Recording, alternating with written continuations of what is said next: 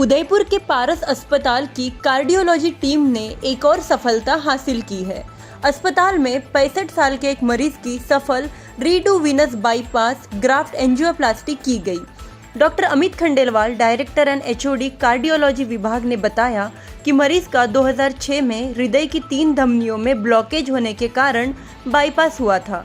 मरीज की स्थिति 10 साल तक तो स्थिर रही, लेकिन अचानक 2016 में उन्हें छाती में तकलीफ होने लगी। तब पता चला कि दाईं तरफ की धमनी के वीनस बाईपास ग्राफ्ट में 90% ब्लॉकेज है।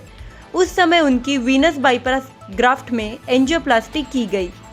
कुछ दिन पहले मरीज को वापस छाती में दर्द, घबराहट होने पर पसीने की स्थिति में अस्पताल लाया गया, जहां ईसीजी करने पर पता चला कि मरीज को मेजर हार्ट अटैक आया है।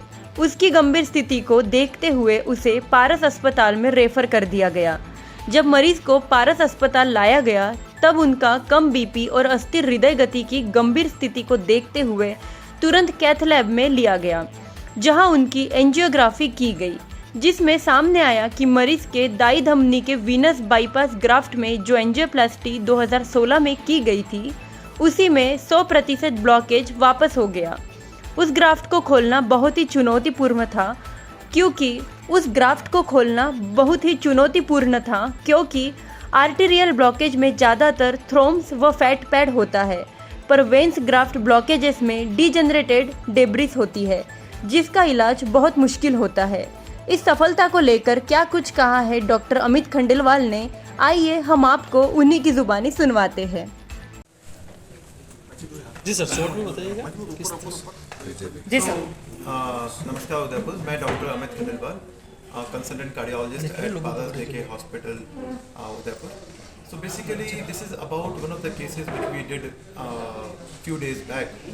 एक पेशेंट 65 साल के वर्ष में के पेशेंट एक आए थे हमारे पास मेजर हार्ट अटैक करके, जिनका 2006 में बाईपास हुआ था। तीनों आर्टरीज में ग्राफ्ट लगे थे और 2006 में उनको वापस 2016 में उनको वापस तकलीफ हुई, तो पाया गया कि पाँव का जो ग्राफ्ट है जो छाती में लगा था राइट साइड की नाड़ी में, तो उसमें वापस ब्लॉकेज हुआ होगा और उसमें फिर एंजियोप्लास्टी हुई थी। तो 2016 से लेके पिछले हफ्ते तक ही was doing all fine, but he again came up with major heart attack और हार्ट रेट उनकी 40-45 के आसपास में रह गई। पंपिंग फंक्शन बहुत हार्डली 25-30% था।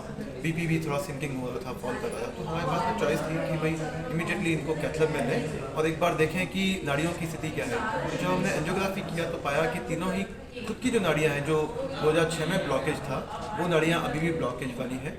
और ग्राफ्ट जो 3 लगाए गए थे, उसमें से एक ग्राफ्ट लंबे समय से बनता 100% और दूसरा ग्राफ्ट जो छाती का ग्राफ्ट था वो चल रहा था, बट राइट साइड की छाती वाला जो वीनस ग्राफ्ट था, पाँव वाला ग्राफ्ट, वो अभी बंद हुआ है, पॉसिबली बिकॉज पेशेंट को पेन पिछले 2-4 घंटे से हो रहा था। सो हमने फिर चूज़ किया कि भाई हाउ टू मूव अहेड, क्या खुद की राइट साइड की नाड़ी को खोला जाए या राइट साइड की नाड़ी का जो वीनस ग्राफ्ट है उसको खोला जाए। बट खुद की नाड़ी वॉज वेरी बैड, उसको खोलने का कोई औचित्य नहीं था, बिकॉज उसमें टाइम बहुत लगता और वो इमरजेंसी सिचुएशन थी, और दूसरा वो खुद की नाड़ी बहुत खराब स्थिति में थी।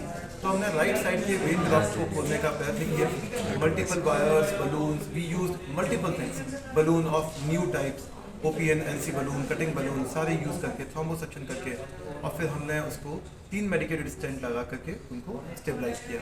So patient was doing all fine.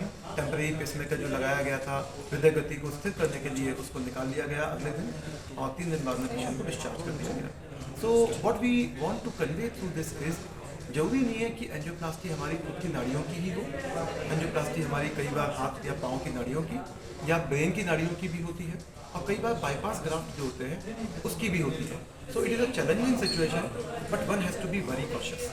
सो आप लोग सभी स्वस्थ रहें, ऐसी कामना के साथ। ठीक सर, थैंक यू।